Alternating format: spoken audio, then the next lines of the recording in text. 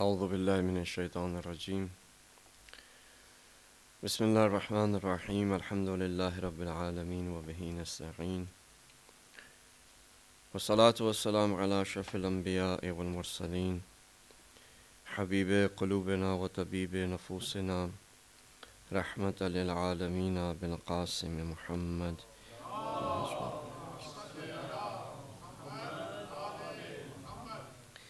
والصلاة والسلام على أهل بيته الطيبين الطاهرين المعصومين المظلومين ولعنة الله على أعدائهم أجمعين. اللهم كن لوليك الحجة ابن الحسن صلواتك عليه وعلى آبائه في هذه الساعة وفي كل ساعة وليا وحافظا وقائدا وناصرا ودليلا وعينا حتى تسكنه أرضك طوعا وتمتعه فيها طويلا برحمتك يا أرحم الراحمين. اللهم صل على محمد. Amma ba, assalamu alaikum wa rahmatullahi wa barakatuh. All praise and glory belongs to Allah, the creator of this universe, the one who has given the ability to choose to those slaves that He has created for obedience, so that there comes a day where, depending on the decisions that are made, this creation of Allah subhanahu wa ta'ala can be judged. The ones that have done good, they can be rewarded, and the ones that have done bad should be punished. Yesterday we mentioned to you that motivation is gain and loss, as you all know, and heaven is part of that gain that Allah subhanahu wa ta'ala has motivated humanity to complete the task, which in itself is higher than heaven. When you look at those individuals who have understood the responsibility and the task that Allah subhanahu wa ta'ala has brought us into this world, which is our purpose, they have come to know that heaven in itself is nothing compared to the status when one becomes the representative of Allah subhanahu wa ta'ala on the face of this earth. So truly our purpose is that, and we need to choose that. There is no compulsion, there is no force, there is none of the things that come to our mind that we are majboor or we are forced. We're not. Every one of us has the complete freedom to choose. Now the two things that we've been discussing with you is mostly freedom and choice, and we're trying to relate those two things to Karbala. Before we came into this world, there was another world that we lived in, and even before that world there was another world that we lived in, and before that world there was another world that we lived in, and after this world there will be another world where we will live. And after that world, there will be another world where we will live. And this will continue as a transfer of us till the time that we reach that place that Allah subhanahu wa ta'ala has destined it as our home. So till that point, we're all travelers. And in reality, you would think of yourself as mortal, but you're not. You're immortal. You never die. All what happens is that Allah subhanahu wa ta'ala transfers us from one world to the other. And that transfer we end up calling as death. But in Urdu, that translation of death is actually probably the most closest one, which we call intiqal. When your worldview changes and you understand yourself to be immortal, then this life and religion and your obedience and responsibility and every single thing in your life would change. We tend to think that, this is our home, and this is the place that we have been made for. When in reality, it's just a hotel, right? It's just that for a few days you're going to be here. And after that, you're going to leave that place and you're going to go to another hotel. You're not going to stay there forever either. And when you understand that this is just a temporary abode, it's not the permanent abode, the fear of death goes out of your heart. If somebody was to come and say that, are you afraid that after 10 days you're going to go back home? I'm a traveler here, supposedly your guest. So if somebody was to say, are you going to be afraid, oh my God, oh my God, oh my God, after 10 days you're going to go home. I'll tell that individual, there's nothing for me to be afraid of. Actually, it's a time for me to be happy. That as the time comes closer for me to go back home, where my house is, I'm going to be more excited and happy because I'm going home. And in reality, if you look at the individuals that were in Karbala, especially the friends of Imam Hussain and Salam, for them, this was a temporary abode. It was not their home. They understood that by obeying and being in the obedience of Allah subhanahu wa ta'ala, they were going to get that ultimate success. That they're going to reach that place which is their destination, and they're going to be given that drink from Hawd al-Kawthar from the hands of the Holy Prophet. They had conviction on that. But the individuals who stood against Imam Hussain, whether they happened to be in Medina or in Makkah or in Kufa, they were not convinced. And they were actually afraid of death.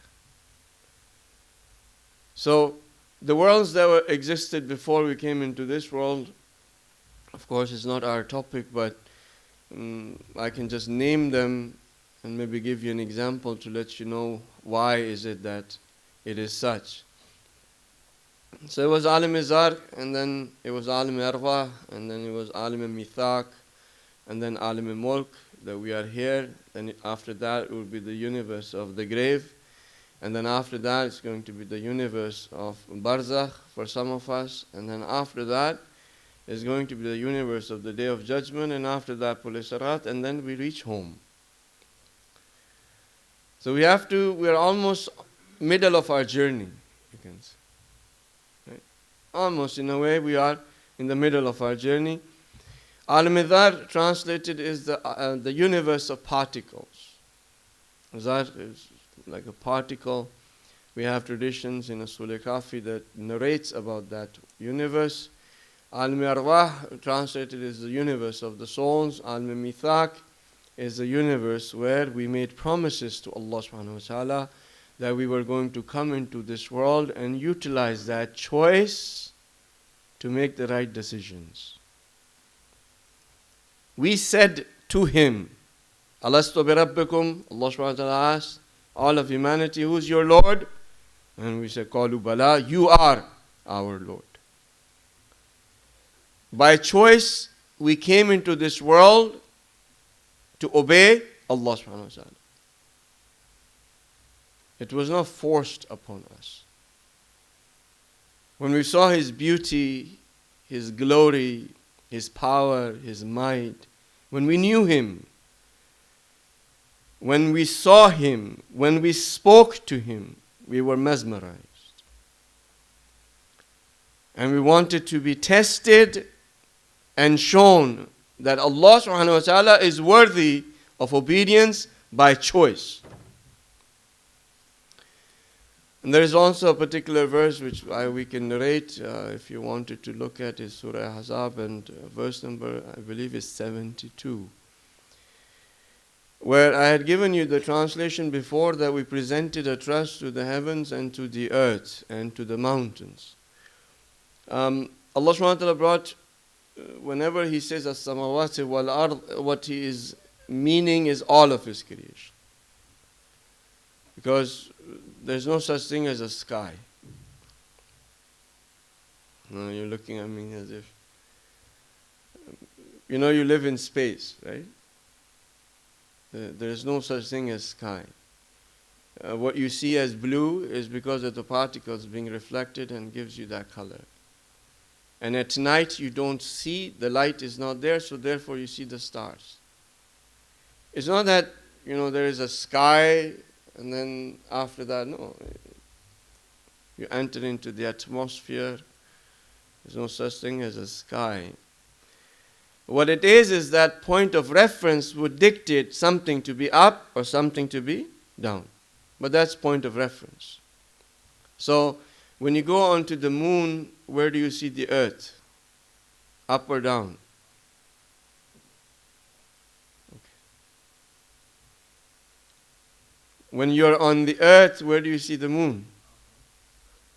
Right.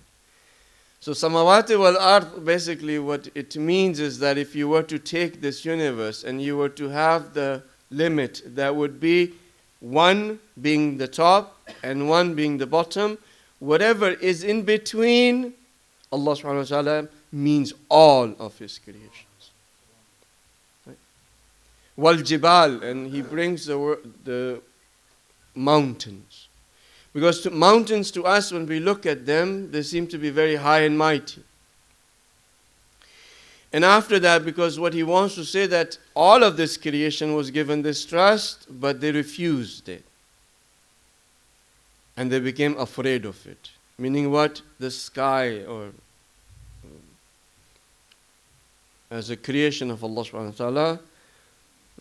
And sky also has many different other meanings.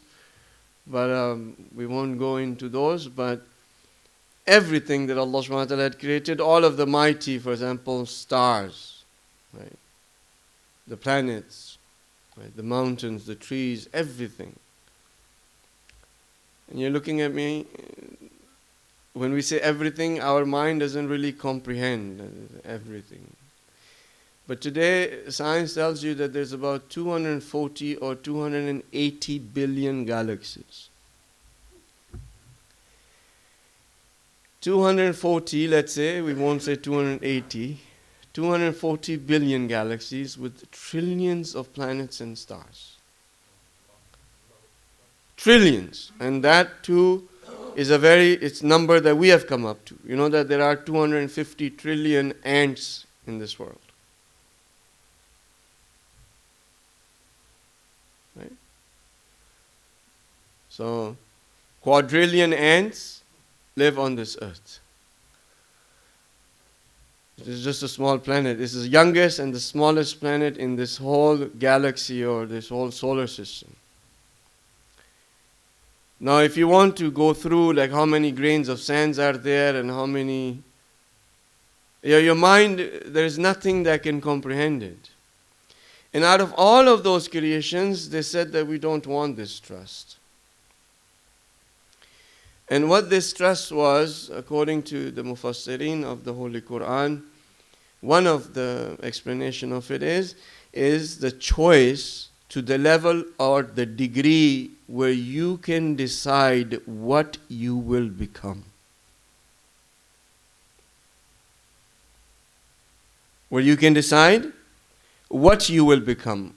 Whether you'll become the sun, you'll become the mountains, you'll become an ant, you'll become the ocean, you'll become lakes, you'll become Pluto, you'll become animals, you'll become insects, whatever you want to, you can become. Now, you're saying, well, I am a human being. Well, if it was just part of this body to become a human being, then yes, of course, everybody is a human being.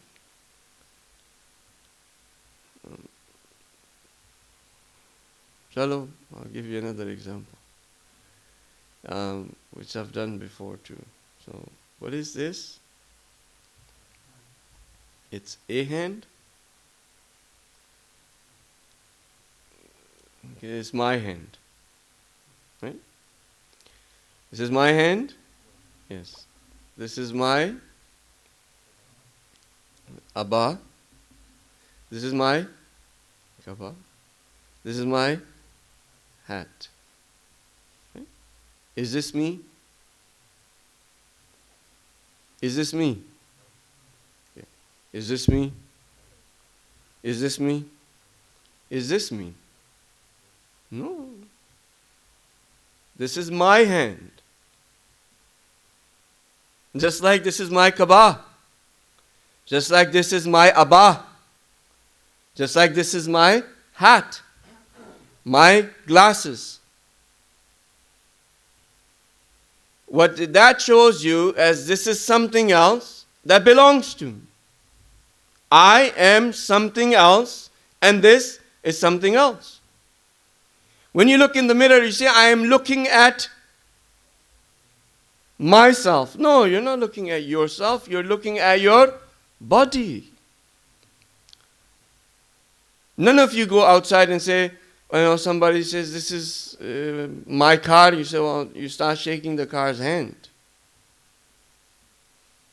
Or you say, I need gas. Or maybe you say here, petrol. Right? No, when you're saying I need petrol, it doesn't mean that you need petrol. It means your car needs petrol. Just like when you say, I need food. You don't need food. This carbon-based machine needs food to be able to combust and use the sugars and create that energy inside, which is hypothalamus controls that temperature of yours, which is, I don't know, in Fahrenheit or in degrees, you know better, 37 something. It's heat. Right? Like an engine produces heat, breaks down the fuel, and this is probably one of the biggest mistakes that we as human beings have come up to, thinking this is me. So when you think this is me, then if somebody says you have the choice to become anything, you say, no, that's not true. The reality is, this is your lowest level of existence. Your highest level of existence, which still belongs to you, is your soul. And the building that has all of these levels is called I. So far with me? Little bit. You guys probably haven't seen the high-rise buildings in UK. But in Canada and America, there's quite a few high-rise buildings. You've seen high-rise buildings with levels? Like a big building? Yeah? You'll call that one building, right? But it has, let's say, 100 floors. Just because it has 100 floors, you don't say 100 buildings. You say one building with 100 floors, one being the top and one being the bottom. So the one being the bottom of you, I, as a building, is your body. And the highest level, which is the penthouse of yours, is your soul. And that whole building is called I. With me? When you're on the first floor of that building, if there is no windows that you can see outside, what would you think? This is it. Right? If there was another floor on top of this, I'm not sure if there is. If there was no windows to give you the point of reference, if this is the first floor, you would say, this is it. There's nothing else. But in reality, you could be living in a place where maybe there's 100 floors. So when you look at yourself as just this body and you're looking at just this floor and there are no windows and you cannot see anything and you cannot hear anything outside of that, you think this is it. When it's not.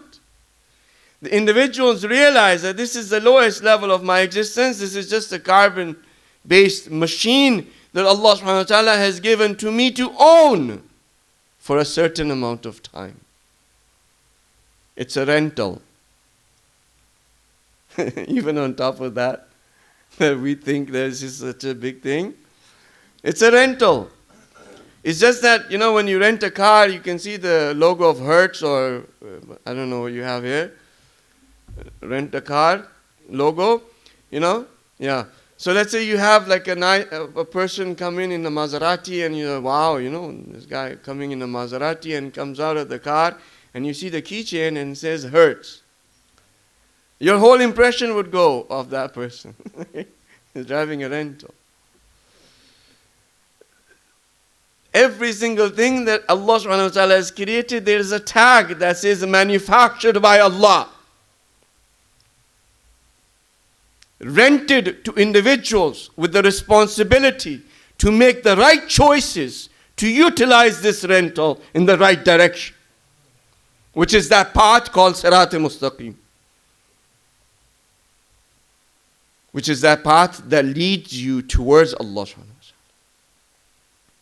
If you utilize these eyes wrongly, it'll take you away. If you utilize these ears wrongly, it'll take you away. So what was that trust? It was that trust to be able to choose what you become.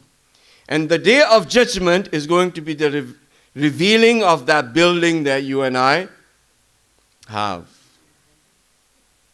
So basically, there's going to be a cross-section, and all of the levels of yours would be shown for everybody to see. That's a different view when you look at it. Religion takes a different light, because religion gives you the tools and the resources and facilitates the environment by which you can make yourself a human being. Without these tools, resources, and facilitation of the environment, a person cannot become a human being.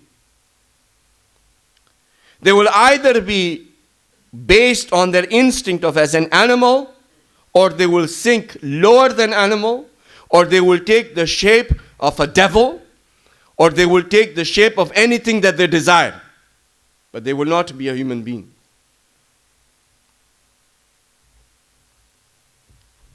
Still not? Have you ever seen two goats doing ghibat? You know, goats, sheep. Have you seen two goats? Dekho iska dress, dekho iski khal, dekho. Look at the skin of this goat. She thinks she's somebody. You know, look at how she walks. Have you seen goats do ghibat? No. Have you seen people do ghibat? Yes.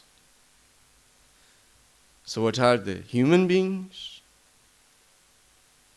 They have actually even sunk lower than animals. Have you seen snakes, hurt without a reason? No. Animals don't hurt anyone without a reason. It would be their instinct for fight or flee, which we also have. It will not be without reason. The deers and the prey of lions know that once a lion has eaten, they can just come around and walk around and nothing is going to happen. But what about a human being, quote unquote? Takes half of the world's wealth and still is not satisfied. Conquers majority of the earth, is still not satisfied. Says, I want to go and conquer. For example, I want to put my flag on the moon. And then I want to have establishment there. Okay, then who's going to own it? I will own it.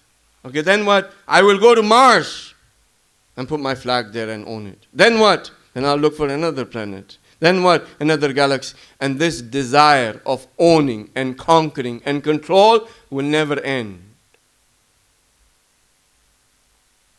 The contentment will never come. Animals get contented to a certain degree. But the lowly desires of a quote-unquote human being never gets contented. So, how can you become a human being? Well, in order for us to become a human being, we need to choose the qualities of Allah subhanahu wa ta'ala. You have to choose the qualities of Allah subhanahu wa ta'ala and work on those archetypes or characteristics, qualities to acquire inside of you, in your character. And when you do that, you'll start looking more and more like a human being. But can animals be generous? Can animals sacrifice themselves for others, for the betterment of the good of the community? Actually, they can.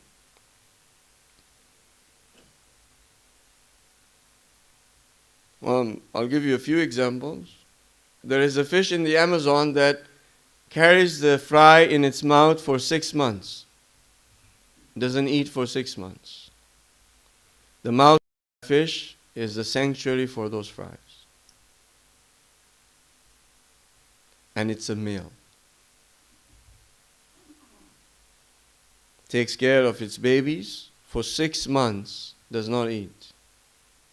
And today, fathers, quote unquote fathers, you give them the baby, after 10 minutes they're calling the mother, can you please come take this person? Here's a fish that takes care of the babies for 6 months, does not eat. And here's quote unquote a human being, cannot take care of their own children for 5 minutes. They cannot raise them. They would want the iPads to raise them. They want the TV to raise them. They want the babysitters to raise them. They want the phones to raise them. They don't want to raise them.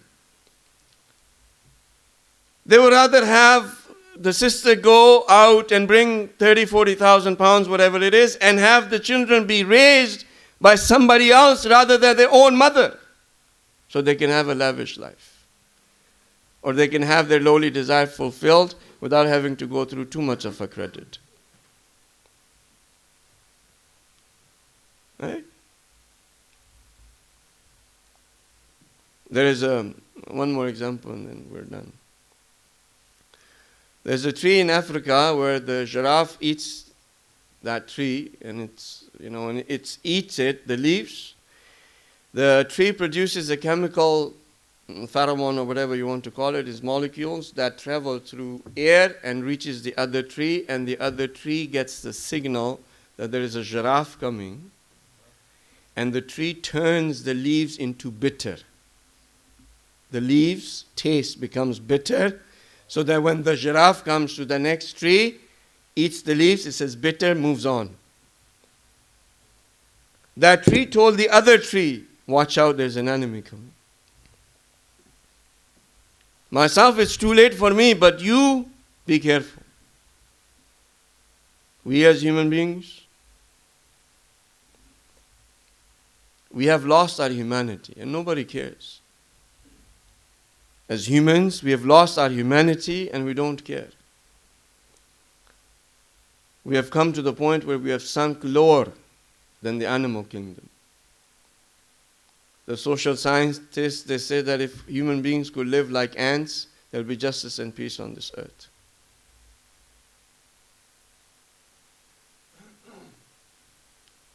So my brothers and sisters, that choice exists. If you want to become a human being, take the 99 names of Allah subhanahu wa ta'ala as your goal of life. Take one name at a time. Right? Al-Ghafur, Al-Rahim. Right? Take one of the names at a time and work on that. Bring that quality inside of you. Be forgiving, as Allah subhanahu wa ta'ala is forgiving. Of course, you cannot have the limit, which is limitless, of the mercy and forgiveness of Allah subhanahu wa ta'ala, but you can forgive.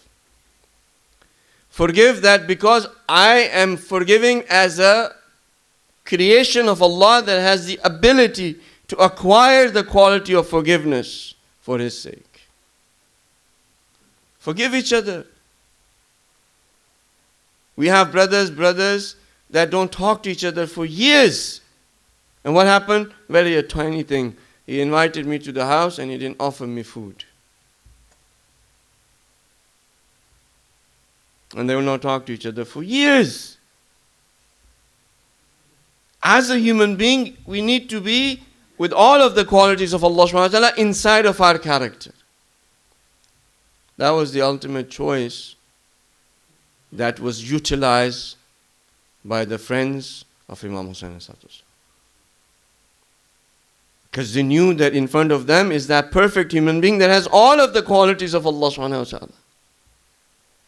That we have learned about the qualities of Allah subhanahu wa ta'ala by looking at the character of Hussain.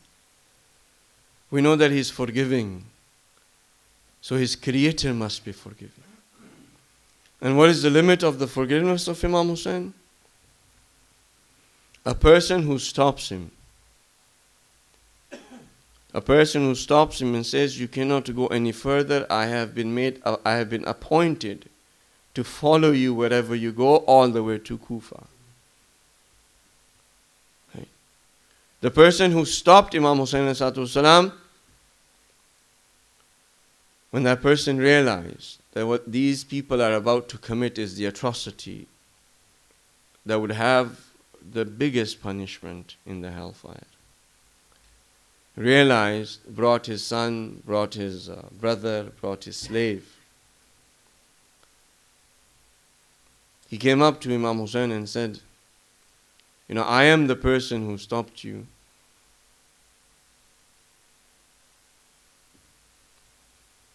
But I come to you to ask for your forgiveness.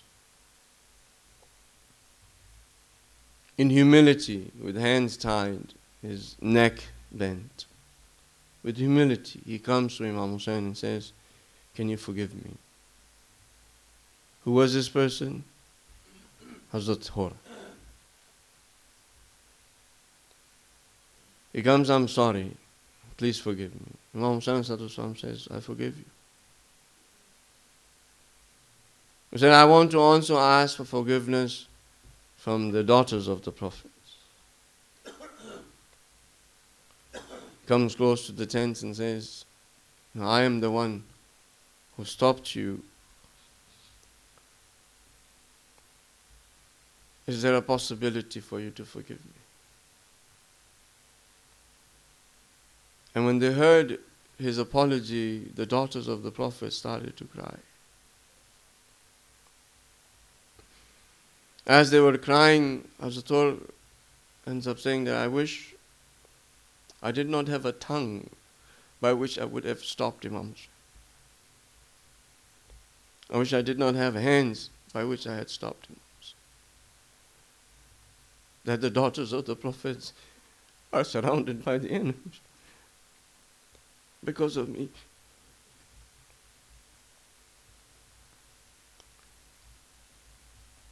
He asked for forgiveness, Imam Hussain forgave.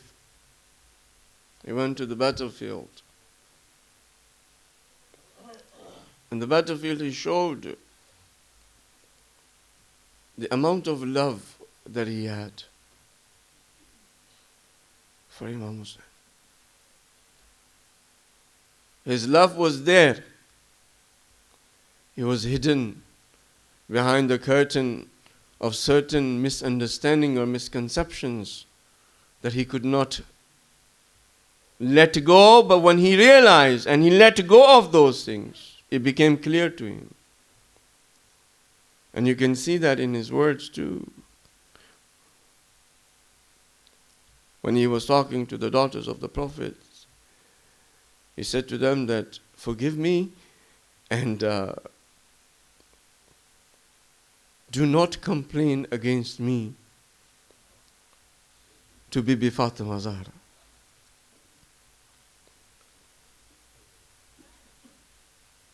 He had that love for Bibi Fatima to the point where he felt that if I was to be shown on the Day of Judgment and to be standing in front of her, and that these daughters of the prophets had complained, I would not be able to stand.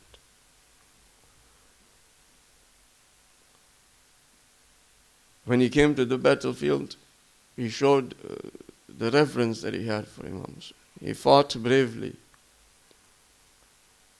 And when he lied on the sand of Karbala, and Imam Hussain, he said to Imam Hussain, he said, did I do my duty?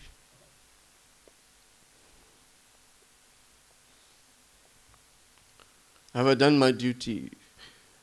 And Imam Hussain said that you've done your duty. And by doing your duty, today you are a free man. Just as your mother named you Hur.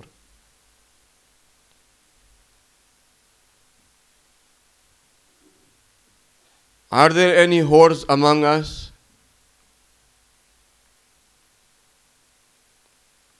Are there any individuals who will become free men tonight? Are there any sisters who will become free tonight? Every majlis, you and I have the opportunity to ask Imam Hussain that we did not do our duty. We did not do our responsibility. We could not do what is your right to do. Can you forgive us? You saved this religion called Islam. You gave your life, the blood of your children, and today we did not practice it. We don't even know about it. Even the basics we don't know about it. We don't know what is the price of that religion. We hear your difficulties and your hardships, but we haven't realized the worth of our religion so far. We haven't chosen it to be our religion. We haven't taken ownership of it. Can you forgive me? And don't think if you were to say to Imam Hussain in your heart that this message will not be delivered to him.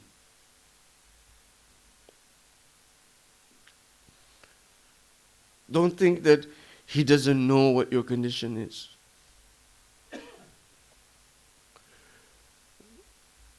One person visited Imam Ali and Imam looked at his face and he looked a little bit down. Imam said, "Are you okay?" He said, "I'm a little bit sick." Imam Ali said that, when you get sick, we get sick. Then Imam said, when you are happy, we are happy. When you are upset, we are upset. He was visiting from another city. And then Imam said that when you sneeze, we say, Yarhamakumullah. When a person sneezes, they're supposed to say, Alhamdulillah. And the one who hears it should say, Yarhamakumullah. May Allah have mercy on him. And the person said, Imam, I live in that city. How is it that you can say Yarhamakumullah when I sneeze? Imam said that for us, distance is not an issue.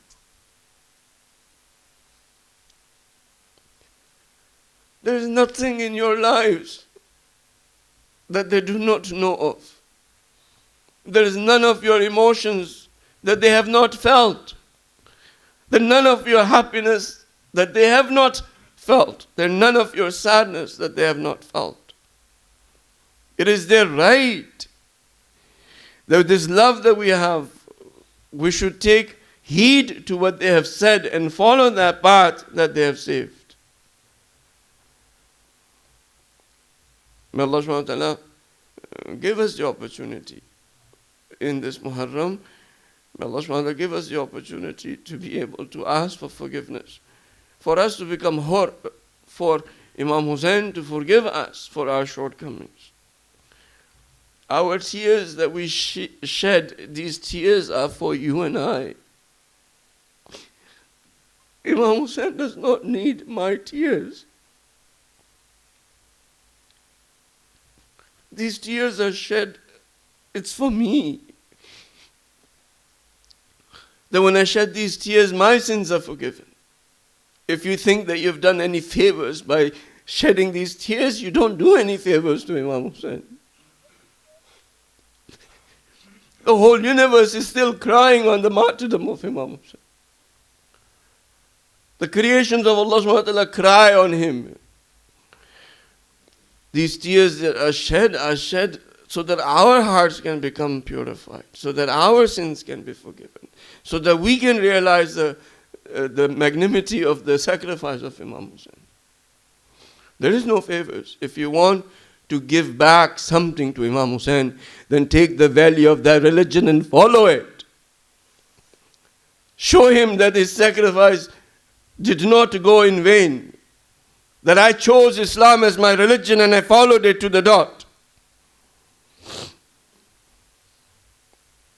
May Allah subhanahu wa ta'ala give us that opportunity and that we become the followers and the friends of the Imam that we're waiting for and that he comes as soon as possible. بسم الله الرحمن الرحيم والعصر إن الإنسان لفي خسر إلا الذين آمنوا وعملوا الصالحات وتواصوا بالحق